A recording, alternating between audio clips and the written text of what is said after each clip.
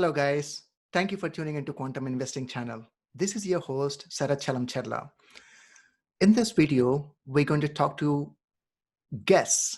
They are a couple. Before I introduce them, I would ask you to smash that like button, share my video, and also subscribe to my channel. This is really important for this YouTube algorithm to bring my videos up. So the guests we're going to talk to they have started 4 or 5 years ago, I should say.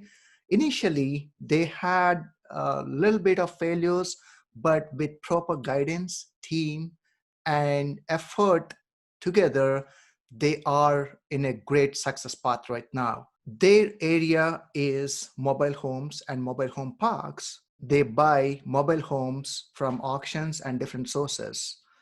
They share their story in this video and also share a lot of things regarding mobile homes. I would ask you to stay until the end and watch this video and learn more about mobile homes. With that said, ladies and gentlemen, please welcome David Erickson and Wendy Erickson. Hello, David and Wendy. How are you doing? We're doing good. How are you, sir? Good. Thank you so much for coming onto the show. Thank you for having us. Let us start with how did you get into real estate investing? Could you please tell us? Well, that goes back several years before we started having success doing it. We started looking at it 2010. We didn't really start actually moving forward in a successful way until about 2018. So it took us about 8 years of going to boot camps and having a vision and an idea and talking to people in the industry and trying unsuccessfully to move into real estate investing, eventually meeting a group of people in an education that came together to help us really have the success and put the missing pieces in place. So can I know what were missing before? What was missing is everything to know about picking a specific type of real estate to invest in. We didn't know all the people that were involved with a real estate investment.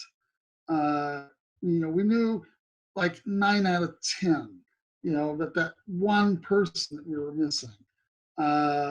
We didn't know how to find a deal. We didn't know all the various ways. We knew a couple of ways to fund a deal, but we didn't really know the most effective ways to fund a deal. The network and the education company that we found has really made a difference for us in filling in those missing pieces so that we could successfully move forward with a real estate investing career. Great. So can we know what was your first successful deal? That would have been, it depends on how you measure success. Our first rehab was a mobile home we rehabbed for her sister that she's now living in, Wendy's sister. And we were just new with the education and the group at that point, and we made several mistakes. And then we got a upfront payment from an investor to manage rehab for them. So that was a success. And then we bought our first auction property. We got out of it with ourselves intact, but it was not profitable. We just didn't lose anything on it. And then we got into a project that we think we finally have sold 2 years later. But it's been a learning experiment. We'll make some money on it. And that launched us after about deal 4 or 5. We had enough practical application of the knowledge and enough of the team together that's when we really started turning over our fix and flip mobile home projects. And we started making $5,000, $10,000, $15,000 on each one as we went through. And so now we've done, a dozen of them, and we've got a couple of them that are paying us on seller financing. So it's kind of a short-term cash flow thing over 4 to 7 years. Things are rolling. Even in the mid to COVID and the virus, our phones, we still get calls and contacts from people who we've networked with, and our network is bringing us deals, and they're bringing us things that aren't deals too. Eventually, the auctions will come back, and we'll re-add that to our acquisition strategy. But even in the pandemic, everything is selling. Matter of fact, it's selling better than. The market is pretty good right now. Yeah, yeah. I know you both are in the real estate investing. So do you guys have special in some things, or you guys do everything together, or both are agents? What do you guys do? Well, we work together, but we each do our own little part of each deal. Got So it. we work each deal together. Um, I do a lot of the ordering of supplies, and I manage all the money part of it, making sure everybody gets paid when they're supposed to, that kind of thing. And I help him with managing the project. He does a lot of the managing of it on site with the contractors, meeting the contractors there, helping to check out the deals that come through. Sometimes we go together, sometimes I'm not able to. So we kind of do things together, and yet we kind of have our own stuff that we do too. Yeah. So how do you find deals? What is the main source? There's not one main source. It's and we get some at auction. We get some by referral. Sometimes we actually go out. We're just talking to people brings a deal. But mostly it's by referral and by the auction. So and you mainly do the mobile homes, right? Yeah, that's what we've been focusing on for the last couple of years. It's probably what we'll continue to focus on, although we are going to probably be expanding that probably another 6 months or so, kind of expanding more of what we do. We like the mobile home niche. It's I've been managing mobile home parks for the last almost 5 years now, so I know a lot about it. I know that market really well. So it's really good for us because of that. But we do want to expand a little bit at some point. Ultimately, our goal is to own mobile home parks and apartment complexes. That's a 10-year goal, and we're about 3 years in. That's so nice. I see mobile home parks are the most economical one. And even though there is a recession or something, that's always there, demand for those, right? Yeah, they're kind of popular right now. Everyone seems to be going after them. It kind of goes up and down. Oh, is there a But yeah, demand everyone now? seems to be wanting the parks right now. Do you see a lot of demand now in last few years, or it's been same? I would say in the last probably 8 months, the demand has shot up quite a bit. It seems I get calls almost every day for investors looking to purchase mobile home parks. What kind of due diligence you do looking into a mobile home or a mobile home park? Well, to look at the mobile home, uh, we look at how motivated is the seller and how, is the mobile home already fixed up, ready for a retail sale? And so we just advise them to go ahead and list it and sell it, whether they do it themselves or through the park or real estate, however they do it. If the home needs repair, then we make them an offer based on the value of the mobile home minus the cost of the repairs and our profit. And if that's something that they're accepting, then we buy it. At the auction, of course, that we know we can't see in the mobile home, but we have an idea of what it costs to rehab a mobile home. And so we'll go to the auction and we have our number. If they're beyond that number, we don't buy it. If we can get it for our number, then we buy it. And it's just a matter of having done enough of these that we know about what it takes to rehab a mobile home and about what they're worth on the back end to sell. And usually, what kind of rehab you guys do? Is it a full? I don't think there will be a more structural rehab in the mobile homes, I guess, right?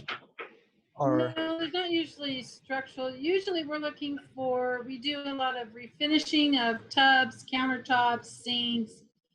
Sometimes we'll replace sinks. We do a lot of painting, typically painting inside and out, a lot of flooring.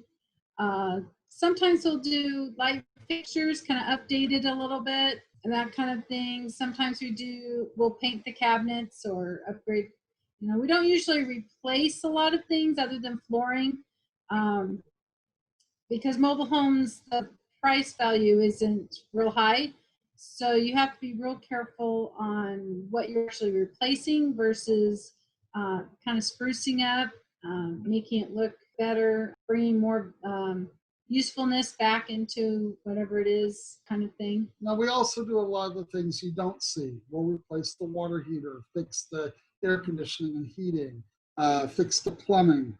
Those are the bones. We go through and we make sure that those are all properly refurbished and working the way that a homeowner would expect them to. So how different are these from single family residence, the regular houses to these? When you look for, and what is the life expectancy of this? Is there something that differ from the regular ones, or? Why don't I answer the first part? You can answer life expectancy. Okay. Okay, we'll just split that one up. As far as the difference between rehabbing a mobile home and rehabbing a stick-built home, the big difference is the price of acquisition for a mobile home in a park where you're on leased land is a lot lower because you're not buying the land. And if you're rehabbing one on land, then it's still going to be a lower value, about $100,000 less in our area than a stick-built home. So your cost in is lower. You don't have to raise as much capital to do it. But your profit on the back end is also about half or a third or less of what you would make on a stick-built rehab. A lot of people who make the big money on rehabs are actually adding on, doing additions to the existing structure. And you can't really do that to a mobile home. People try, it never works out well. We never do that. The closest we came is we added some interior walls to a bonus area of a mobile home and created a third bedroom and took a closet that existed and divided it in half. That's as close as we get to reconfiguring the mobile home and add-ons, because it just doesn't make sense to us to do that to a mobile home. They weren't designed for that. And some of these mobile homes, I mean, they're 1,600 square feet. There's plenty of space already. So you don't really feel the need to do that. And we work with pretty much what's there. Also, that helps us stay on budget. But once again, with a stick-built home, when you do the addition, you can add a lot of value and make bigger profits on the back end if the neighborhood will support it. And that's what some people are doing. That's not our niche, because when you go to sell the house, you need to know where your buyers are coming from.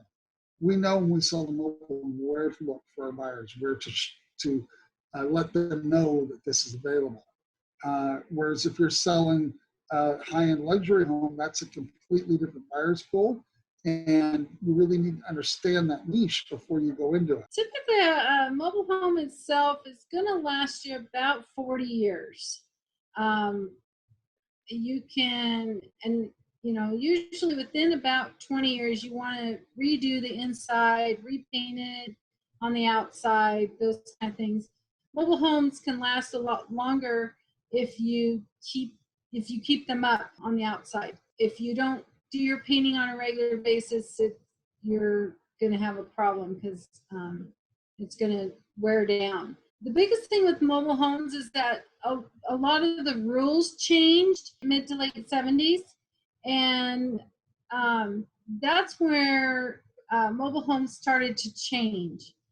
And so they became more long-lasting, and you can do more with them. Whereas before 1980, there's not a lot you can do with a mobile home. It is what it is, and that's pretty much it. A lot of the structural building of it changed. It became much better in the structure, and a lot more rules came into play.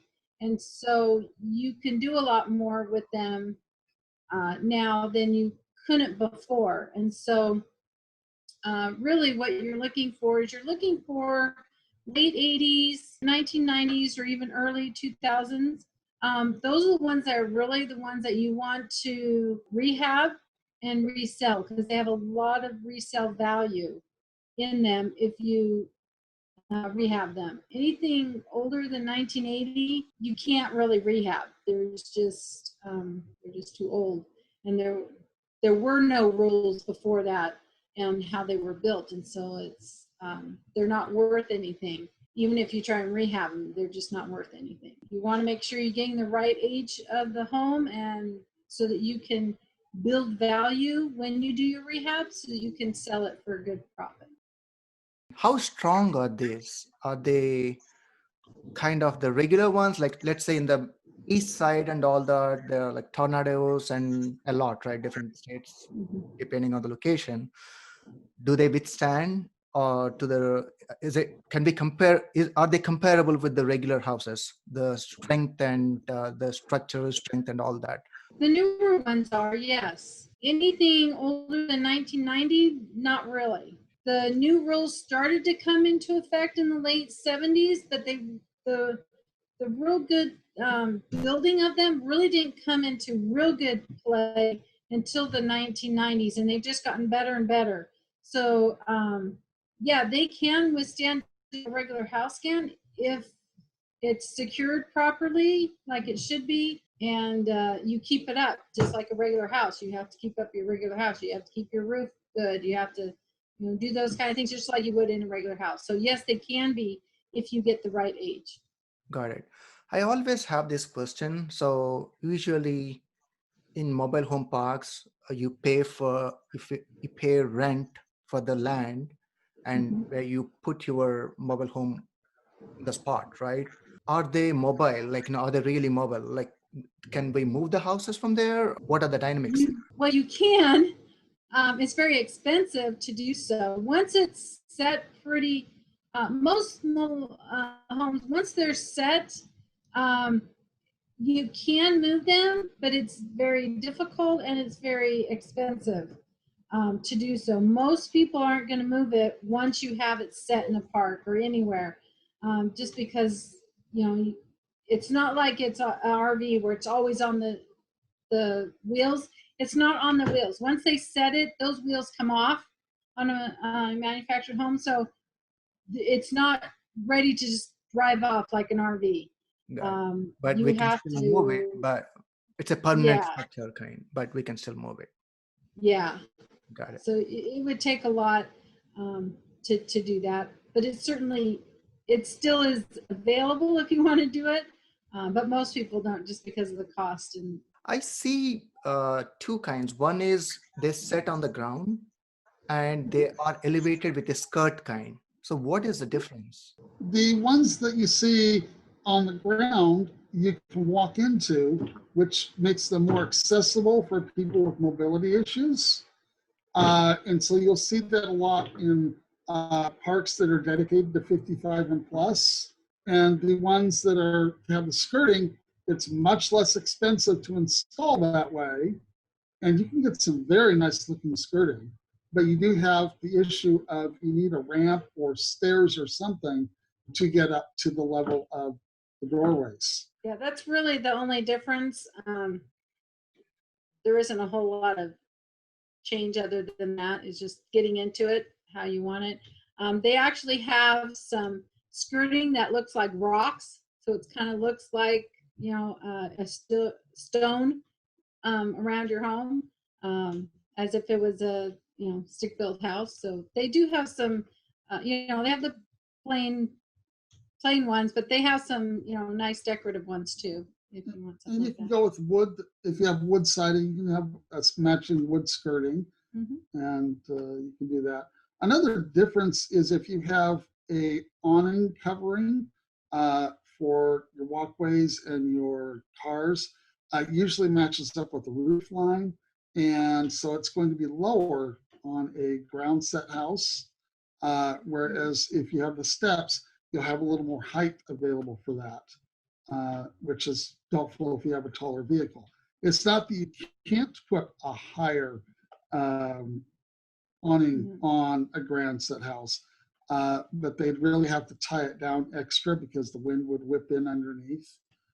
That's usually why they anchor at the same level that the roof line is coming down. It provides extra stability for that awning, because that is one thing that is the weak point. If a windstorm comes in, the awning is the first thing that's going to snap off. Let's say I have a piece of land like 5-6 acres. Can I start a mobile home park? Easy to get the permission and all that? It depends on the jurisdiction where you're at. Yeah. Some jurisdictions, they don't really want mobile homes, and so they have local regulations that discourage that. Other places, they are just trying to bring people in town, and they make it easier for developers of all types of property. So they're still So allowing you giving really need to permission. check with your local jurisdiction, look around, see what's going in, what's not going in, and you can get a pretty good idea of where the direction the city is going, or the County, right? Are there any mobile home friendly states? Anything like that? Or Well, we found that generally Arizona is mobile home Arizona friendly. typically is. Most states are. Well, I would say California probably isn't very friendly To any kind of to development. anything. Most states are pretty. Most of it usually comes down to the city or the county. got it. That's really where you're going to get your sticking point. Most states don't really have a preference either way. It's usually the city that cares, depending on what their master plan is for that city, how they want it to be developed. That's where you're going to find your sticking points. Another factor to look into with this, if you're looking to build a mobile home park, is when people go to buy the mobile homes, if you're going to finance them yourself, it can add to the profit, but it also takes longer. It's a longer term project profitability. On the other hand, if you're looking to get people getting a loan for their mobile home from a third party, if you're selling it on leased land, you then need to have private lenders lined up. But if you're selling the land and the home together, which some people do, and then setting up an HOA, for that, you want to make sure that your homes are new, because the used homes are generally not going to be eligible for government-backed loans. And so if your buyer is going to come in with a traditional bank loan, you need to make sure that your home is going to qualify for a federally backed home loan. Right. And those rules, as we've learned with our long-term project we've been working on, can change while you're working on it. We put a mobile home on land, and while we were doing it, FHA and Freddie and Fannie changed their rules about backing loans on mobile homes, even on land that you buy, even if they're fixed and even if they were new enough. And now they're not allowing that. That's part of why we've had trouble with the sale of this particular home. You need to keep an eye on Fannie Mae and Freddie Mac and FHA. So talking about the financing, I know that was my next question, and you pretty much covered it. That's very good. Any additional restrictions specific to mobile home to get the financing and everything? Are the rates same, or they different from the regular single family, or?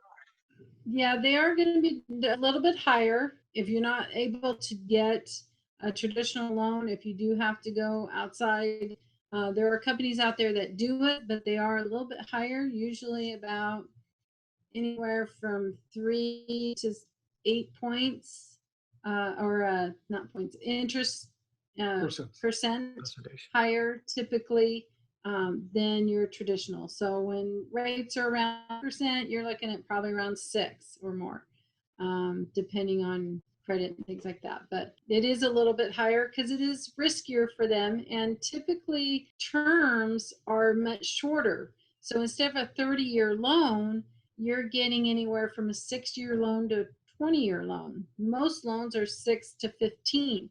So you're paying a lot shorter period of time, so they still need to be able to make their money just like they would on a traditional loan, but you're not paying it over such a long period of time. So what kind of people usually go into mobile homes? When I say people, is the age, are they retired people they look for, or what kind you usually The see? question is all ages. All ages. Yes, all ages. Retired people get mobile homes. People just starting out their first house to get mobile homes. People with families get mobile homes. So yeah, it's a broad-based appeal. I have a question on the structure of the manufactured house there. So do you see modulars in that, like, different units kind with the manufactured structures? Modular housing and manufactured housing are two different things. Okay. Modular housing is a traditional framed house that's built in independent sections that can be put together in a custom way, whereas a manufactured home is built on an assembly line, starts at one end and a house comes out the other end. What they do is they do it in sections, usually 2 sections for a double wide. They do actually have a triple wide model. So it can be a single wide, double wide, or triple wide. Yep. And each section is designed to be going down the road. So it has to be weight, length, and height restrictions so they can get it from the factory to its installation site. The difference, but it is a fully built home. It's got the wiring, the plumbing, everything it needs for the entire house when the sections are put together. It's called a marriage when they put the sections together. And so that's the difference between modular and manufactured. The single wide, I heard, like, it's hard to get financing. How true is that? It's not, no, it's the age of the home. Is it on land or on leased land? And is it brand new? Basically, what the federally backed loans are looking for today is they want to make sure that that home was originally installed in its current location. It's never been moved. And that's currently the big deal for Fannie Mae, Freddie Mac, and FHA. So, it can be a 2008 or 2006 home that you're buying and going to fix and resell if it's original in the place where it was from the beginning. Those, no problem getting those financed. But if you're building your own, you've got a lot, you're putting manufactured home on it, it needs to be a brand new home for its first installation in the spot if you want a federally backed loan. So going back to your fix and flip, the whole thing, right? What kind of creative financing strategies you guys take usually? Our most common is we get a funding partner, whether that's from a member of our family, because our family likes to share in the profit with us. It may be someone in our real estate community that we talked about earlier that we're a part of. And it could be one of our contractors or one of our team members that we've met that's a realtor or a construction tradesman. All kinds of people are interested because with the mobile home rehab, particularly in a park where there's no land cost, and we can come in for $35,000 commitment, and we can do the whole rehab in a few months, and we can kick back out an $8,000, $12,000 profit to the investor, as well as a profit to us. And what kind of exit strategies you do? Do you guys hold it or sell it again? Well, if you do it in a park where you're leasing the land, you are not able to rent it out. So you can't do a long-term hold on those. If you own the land, then most parks will let you do rent them out, so you can do a long-term. Otherwise, most of the ones that we are doing, you can't do a long-term hold. However, you can owner finance it.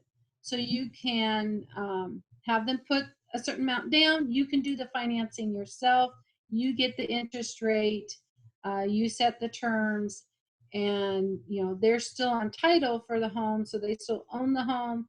But now you're the mortgage company. You're the banker. And so we can do that. We've done that with a couple of them. We've taken cash. We've had others get loans on their own through other companies.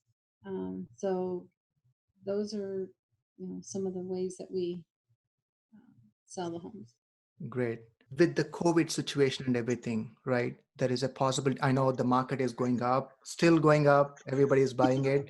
Maybe there would be a situation, it may go a little down or maybe a little correction, you never know, or maybe a recession. who knows, right? How it would affect the mobile homes in general compared to the regular houses. The reason I'm asking is that these are more economical, right? Right. People may lose bigger houses. They want to downsize it and they want to go to the lower economical one. During that time too, there would be a fall irrespective of that. There may be some, but mobile homes don't come down as much as, well, they don't go up as much as regular houses. They don't come down as much either. You might come down 10,000 on your sale price, Okay. but you're not going to come down, 50,000 like a regular stick built, because most of the homes that we sell are under 60,000. So, you're looking at, pretty much 40 to 60,000 is what we're selling them for. So they're not going to come down much. They might come down 5 to 10,000, but they're not going to come down a lot. So yeah, they might come down a little bit, but it's, if you're buying it right and you're watching your costs, you should still be okay. You can also, in those situations, you can owner finance so that you do the bank. So instead of just getting the lump sum, you just get monthly payments instead. And that can be profitable because that now, maybe you only make 2,000 or 3,000 on the actual sale, but with the interest rate, you can now, you can make another 3,000 or 4,000 just in interest on that. So now you've made the money you should have made originally, if the market does come down a little bit. Okay. No, it makes sense. Then we can always make a decision when the market is up or regular, right? Yeah. Oh. Right. So mobile homes can be good, pretty much any time. You just have to make sure you're buying it right and doing, not overdoing. A lot of people can overdo. They'll put granite countertops in mobile homes. That doesn't add value to a mobile home. It does in a stick-built home in a higher end, but it doesn't in a manufactured home. So you just need to know what you should do and what you shouldn't do. Otherwise, you can put up too much money. Sure. Thank you so much. Both of you shared great information. With that, I finished my real estate questions, but I do ask other questions too. Those are kind of a rapid questions. In few words, you can say, what do you feel? What do you think about it? I will ask the question. If you both are on the same page, you can share the answer. Otherwise, you can give different answers. So what do you get inspired by every day in real estate? What in real estate inspires us on a daily basis? I think the people that we work with in real estate inspire us. Yeah, the people we help, the people we get to work with, and the people we get to sell to. I mean, it's fun to see the smiles on their face when they get their new house, or we sell their house and they're so excited because now they can go and do what they want to do, because they're not stuck with this house that they can't, they don't know what to do with, or, whatever. Sure. You're a problem solver. You're helping others and making friends. Yeah, that's all needed, right? Yes. Yeah, great. So what is a best app or tool you use on daily basis for real estate? I think the thing on the daily basis would probably be QuickBooks. Yeah. You got to keep track of your money. The Google Docs and the Google Sheets. I use those for keeping track of where our expenses, what money's coming in, what money's coming out, keeping us on track. Oh, no, that's very useful. I recently formed a team for other business. That part is really good. The whole Google Drive itself, it's a to-go thing, right? So yeah, you can maintain everything there. Yeah, it's nice because you can use it anywhere. Yeah. So best book, blog, or podcast you recommend? Well, there's this podcast by Damien Sroth we recommend. Thank you so much. But best book, gosh, Well, what really got me into wanting to do more real estate was Rich Dad Poor Dad. My uncle got me into that, and got me into a game that Rich Dad did, and I can think of the name of the game now. That really got me excited about it. Now I've always wanted to do it, and learning. And what is success means to you? Success to me means that my family's happy and taken care of, and that my children are learning about entrepreneurship. That, you know, these are lessons that I learned along the way, but I would have been farther along if I learned earlier. A lot of it has to do with having the money to be able to do things with our family, being able to be together, and having the money to have fun together, and not stressing over things like that. Cool. I think you answered my last question, but I would end with this question. Life is, fill it up. Life is great. That's so nice. Like both of you are working hand in hand and helping each other and Hand building in hand. this great real estate, mobile homes and all that, right? Like hope you acquire a lot of mobile home parks, apartments and everything in future. I wish you all the success and thank you so much for your time. Thank Thank you, you. sir.